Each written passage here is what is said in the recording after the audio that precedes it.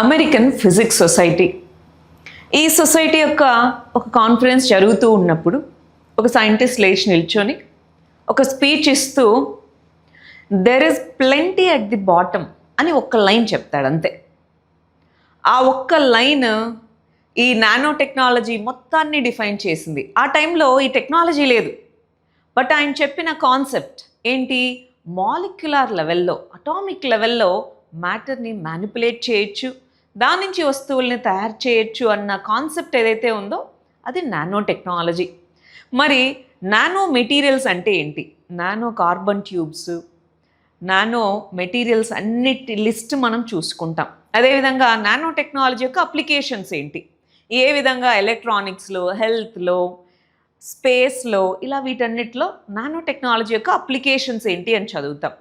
మరి ఇండియాలో రీసెంట్గా ఉన్నటువంటి ఏమేమి యూజెస్ ఉన్నాయి నానో టెక్నాలజీని యూజ్ చేసుకొని అని చదువుకుంటాం.